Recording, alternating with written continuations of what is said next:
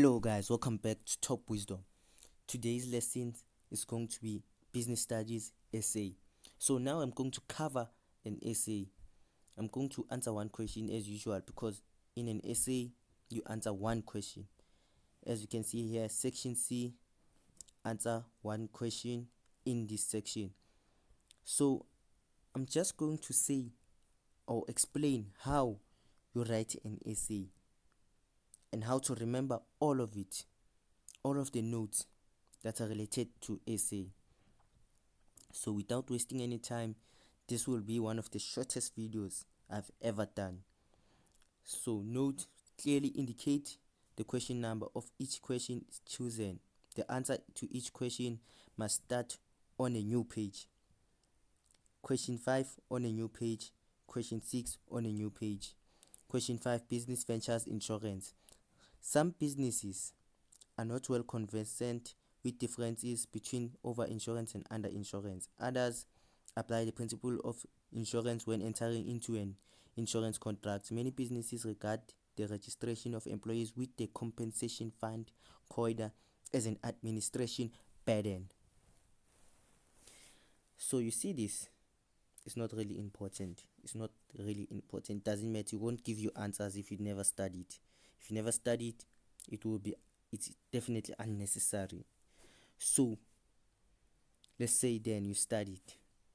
Now we are going to write an essay now.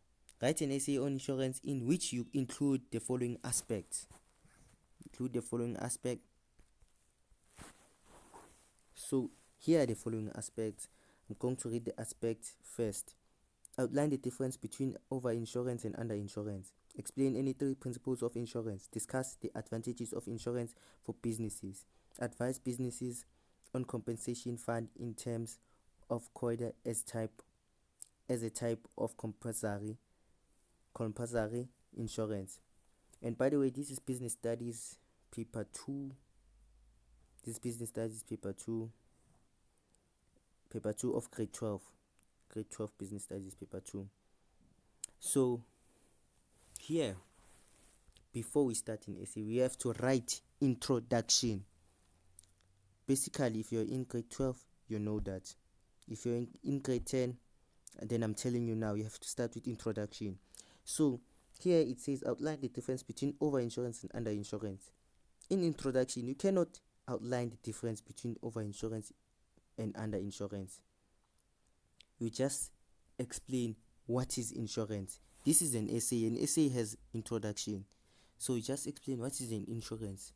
In this case, insurance refers to cover for a possible event that may cause a specified loss or damage.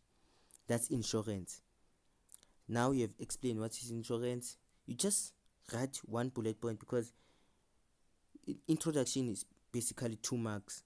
You don't write four sentences. No, just one simple sentence. Just one simple sentence that is very specific.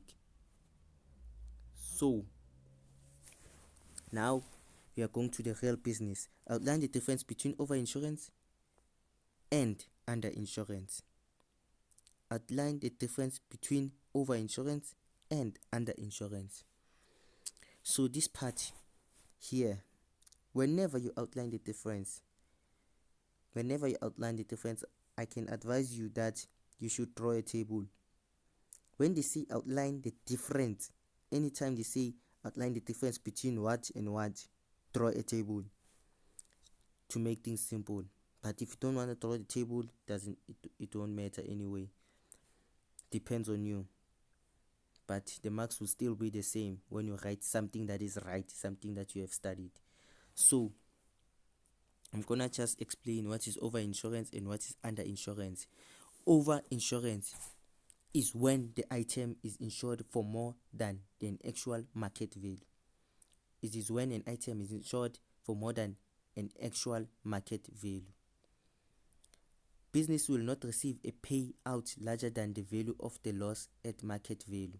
Businesses will not receive a payout larger than the value of the loss at market value.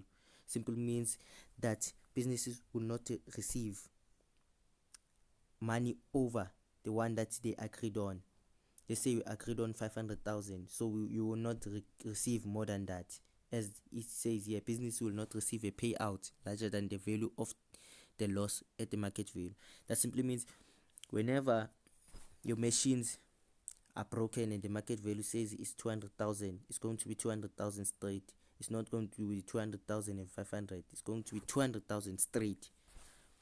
So now here, and another one is, this means that the extra money paid for the premiums will not be paid out to the insurer if there is a claim for a loss. So it says for itself, if you have picked up extra money, you actually have to pay back for it, or you're going to cover the losses in the future with it. So now we are going to under insurance. Remember here, guys, the purpose is not to explain what is over insurance or what is under insurance, or what are the principles of insurance. I'm not going to explain those things here. If you want to know that, you should go and visit another video or my business lessons on this channel. But I'm going to try and explain each and every one, few of them. I'm going to try and explain and summarize them. So now I'm going to under insurance. Remember, you have drawn a table here. You have drawn a table. Occurs when property or assets are not insured for their full market value. Going to repeat again. Occurs when property or assets are not insured for their full market value. They are not insured for their full market value, compared to over insurance when they are insured for more than their value. But here, they are not insured for their full market value. The property or asset is insured for less than and current or actual value of the property. That's it. If a business is insured for an amount that is under actual market value of goods, service, the insured or business will only be paid out for the amount that the goods are insured for. That simply means the amount that's going to be paid for is for the goods that are insured for. So now we are done with under insurance, but if you can write the fourth one, there's no problem. The insurer usually applies the average clause to calculate the amount of money that must be compensated to insure it if the goods are underinsured. So that's it. Now we are going to explain any three principles of insurance. Explain any three principles of insurance. So you in here you have to explain those principles. For example, we have principles like utmost good faith, insurance interest, insurable interest, by the way, security, and indemnity. So I'm going to explain the security and utmost good faith and insurable interest. Those are the one I'm going to explain because they are much more easier than the other ones. So let's go to security, which is certainty, the other word. So we're going to write first on your paper. You write security. Remember, we started with introduction. Then we explained what is insurance. Then we went to outline the difference, which I told you to draw a table. Now you are done here. You draw a table and you write and you explain everything between the difference between over insurance and under insurance. Now you are going to another one. You skip a line and you just write three principles of insurance. Then below you start security. Then that's it. Don't forget to write three principles of insurance so that the teacher will learn, will see what are you talking about. You can't just go straight to the point and write the explanations without even starting with the topic at first. So we are going to security. Security applies to a long-term insurance where the insurer undertakes payout an agreed upon amount in the event of loss of life. A predetermined amount will be paid out when the insurer reaches a predetermined age, gets injured due to the predetermined event. The keyword here is predetermined. You can just remember the word predetermined. You will remember everything. A predetermined amount will be paid out when the insurer reaches a predetermined age or gets injured due to predetermined event. Aims to provide financial security to the insurer at retirement or dependents of the deceased. Aims to provide financial security. That's the aim of security. It aims to provide financial security to the insurer at retirement. That one is easy. That's why I picked those three, because they are much more easier. Utmost good faith. Utmost good faith. So you have to skip a line again after you've done writing those 3 bullet points. Skip a line and you write utmost good faith, so that it can be visible that now you're talking about another topic. Remember, they said explain 3 principles of insurance. So we are going to explain 3 principles, as they say, 3 principles of insurance. Insurer has to be honest in supplying details when entering in an insurance contract. This is one of the most important things. Whenever you are signing a contract, the guy who created the contract has to be honest and stop lying. Insurer has to be honest when supplying details when entering in an insurance contract. Both parties, or insurer or an insured, must disclose all relevant facts. Both parties must disclose all relevant facts. That's it. Both parties must disclose all relevant facts. All relevant facts must be revealed. They must not be hidden. Insured must disclose everything that may affect the extent of the risk. This is one of the most important things about the contract. Risk or events that may be expected that may disturb the contract must be included in the contract, so that you can deal with those in the future. Details or information supplied when claiming should be accurate. They should be accurate and understandable, and also true. Then now you skip a line again. Now you know what is utmost good faith. Now we are going to insurable interest. We are going to insurable interest. Insured must prove that he or she will suffer a financial loss if insured object is damaged to exist. An insurable interest must be expressed in financial terms. Remember this one. Insurable interest must be expressed in financial terms. Insured must have a legal relationship with the insured object in the contract.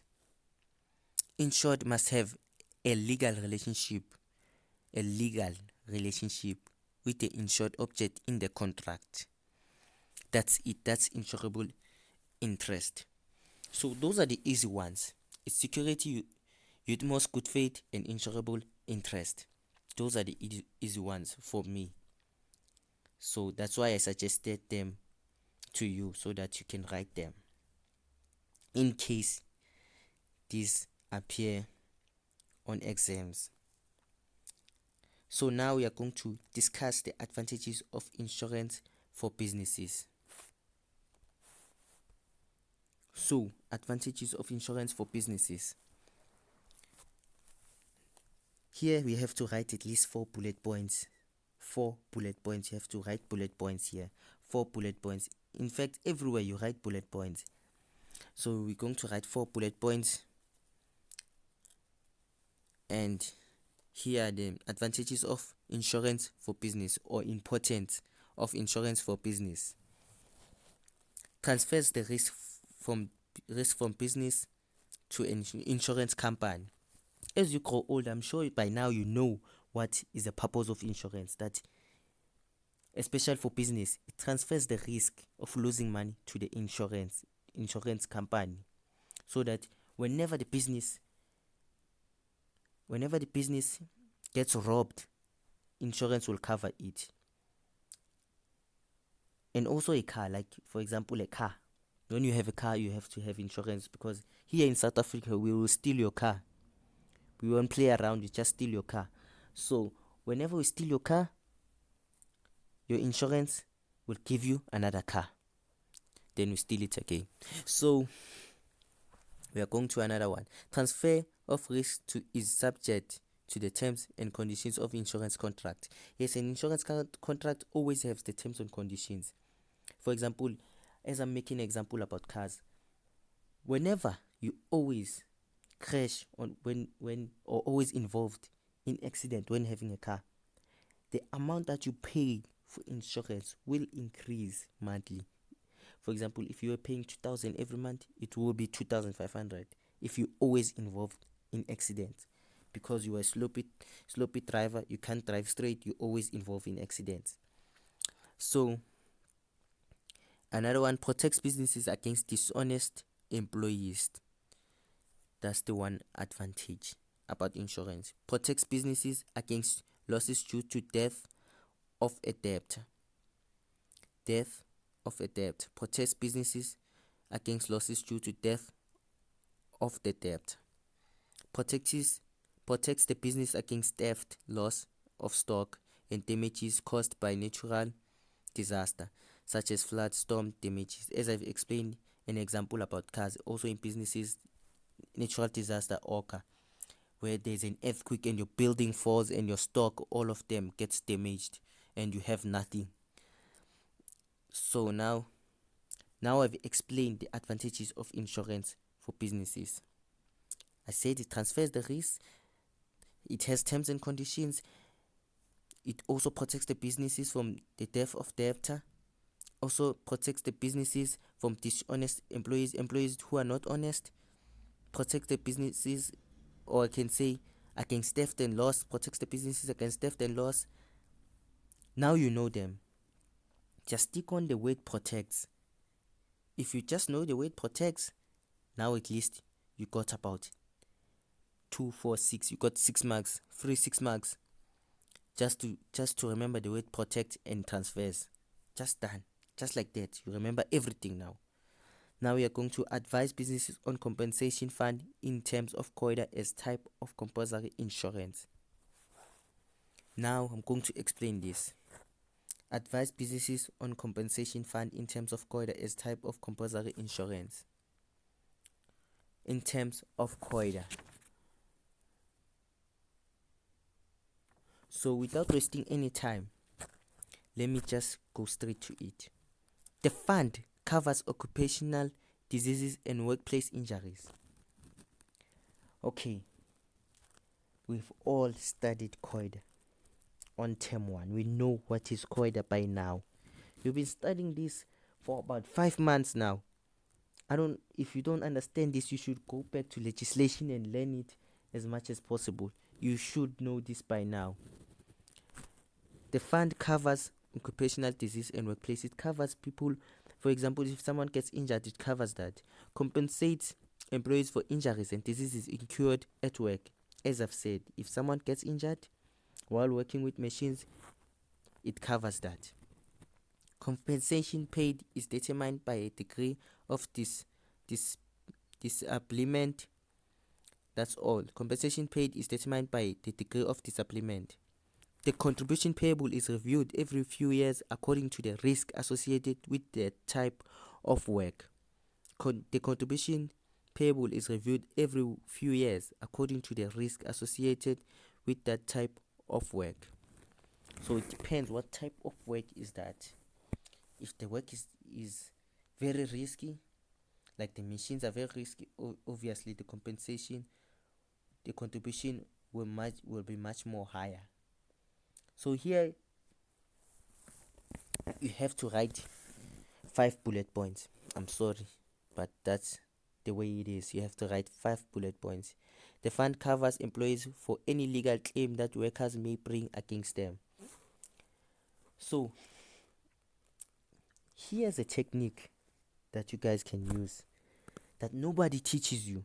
Even your teacher doesn't teach you. Even your assistant teacher never taught you this. Whenever you write something, if you are out of ideas, or you forgot what to write. Just if you forgot, by the way, I want to teach you a technique. If you forgot what are other bullet points, just repeat those you have written before, but write it on different terms. That's the technique. I'm sure you will get marks. Trust me, I used this technique when I was in grade 12. You will get marks, free marks. That's why I always say it's impossible to fail business studies. And I've said, if whenever you forgot, let's say you forgot the one that the fund covers employees for any legal claim that workers may bring against them, you can just use the first one. The fund covers occupational disease and workplace injuries. Let's say you forgot the fifth one. You can say the fund covers people who have diseases and who have suffered injuries in the workplace. I'll get another 2 marks, free 2 marks for just repeating the statement and putting it on another terms. That's it. Then on conclusion, here it depends on what you said on introduction. It depends. So on conclusion, the most important aspect is that you should not say what you said on introduction. You should never say that. If you say that, you just lost another 2 marks. So you should say a different thing. Let's say conclusion, a contract between a person or business or insured requiring insurance cover and the insurance company. That's it. A contract between a person or insurance or the insurer requiring insurance cover and the insurance company. That's it. That's conclusion. Then you get to 2 marks. It's very, very easy. But you should not repeat what you have said on introduction. You can also explain what is insurance there on different terms. So guys, study. Remember, so that you can remember everything. Do not cram. Whenever you cram, you'll forget everything. You will cram, then this appears, then you get a headache, then you fail. So this is it. You don't need to be motivated to write this. You don't need to watch motivational speakers on YouTube. You just have to know this. It's very simple. So guys, this is what I've said, and this is all you need to know when writing an essay.